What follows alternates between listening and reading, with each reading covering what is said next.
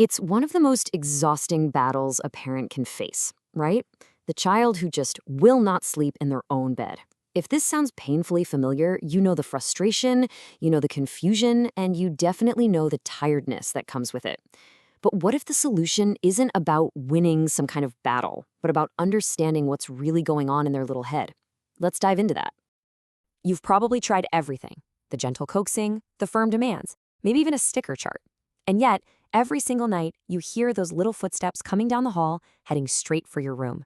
It can really make you feel like you're failing at something that should be so simple, and you're just left wondering, what am I doing wrong here?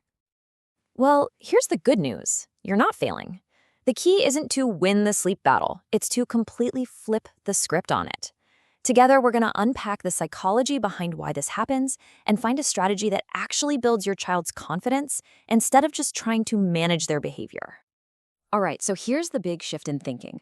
For most young kids, let's say between the ages of 1 and 7, refusing to sleep alone isn't them being defiant.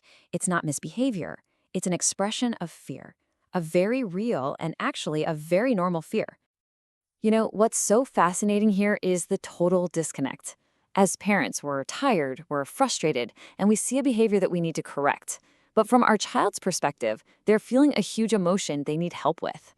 They aren't trying to be difficult, they're trying to feel safe. It's like we're speaking two different languages.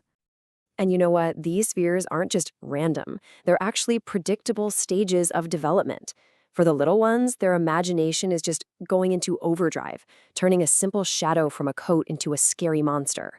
Then for slightly older kids, their social world is getting bigger, and with that comes this new, powerful awareness of being alone and a really deep fear of separating from you, their safe person. And this is where we, the parents, have all the power. Our response is everything. When we say things like, "Oh, don't be silly, there's nothing to be afraid of," our intention is to reassure them, right? But what the child often hears is, "My feelings are wrong," or "My feelings don't matter." And that can actually make their anxiety worse, because now, on top of being scared, they also feel totally misunderstood. So what do most of us do?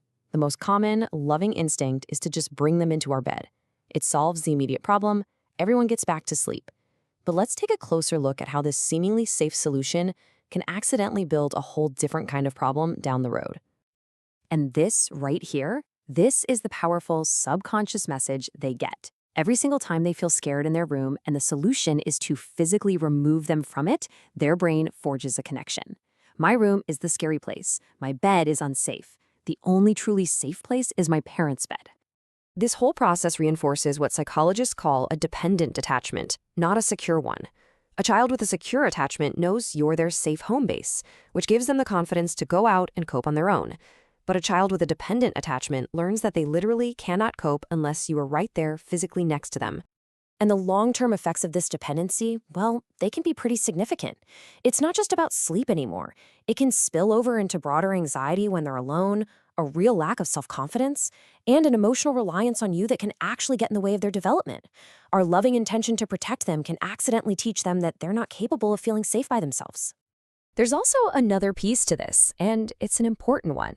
A child sleeping in their own space helps maintain a healthy balance for the whole family. It protects the parent's private space, and it teaches the child about appropriate boundaries, which is a form of psychological protection for them and supports everyone's emotional health. Okay, so if bringing them into your bed isn't the best long-term answer, what is? The goal here isn't just to get them to stay in their room. It's to make their room feel just as safe to them as your room does. And believe it or not, we can do that with a clear, practical plan. Here's the game plan.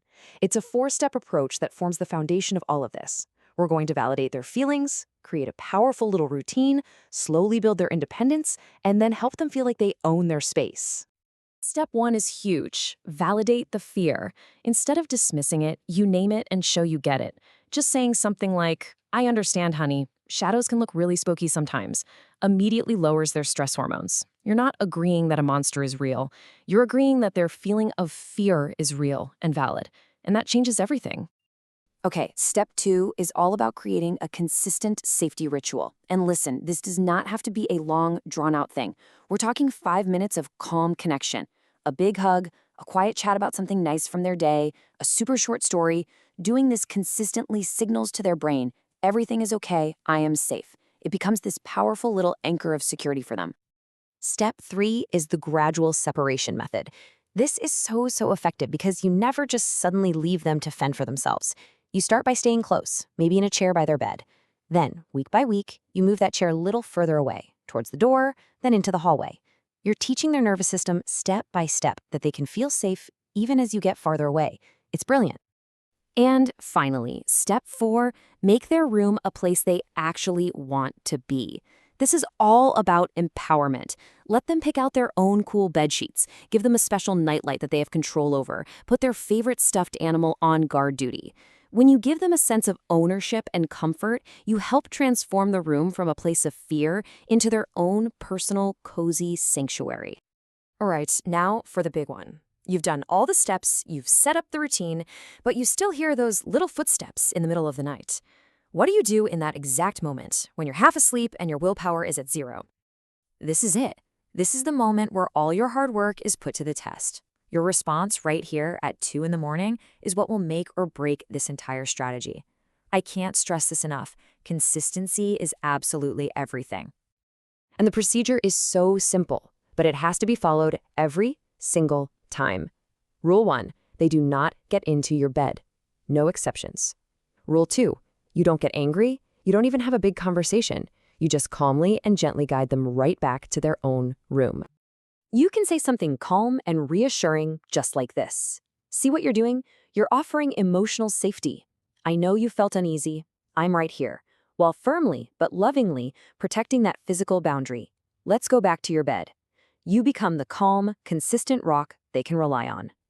And as you do this night after night, something pretty incredible starts to happen. You realize this was never, ever just about sleep. It's about teaching one of the most fundamental lessons in life.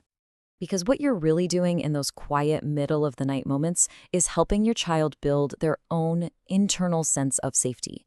That feeling doesn't come from a physical place, it comes from an experience. The experience of feeling scared, being deeply understood, and then learning that they can get through it with your steady, loving support right behind them. That is a gift that will last them a lifetime. Look, this isn't about perfectly executing a plan on the first try. It's about shifting your entire perspective from control to connection, from just managing a behavior to actually building security. And it all starts with one small, consistent step. So what's yours going to be?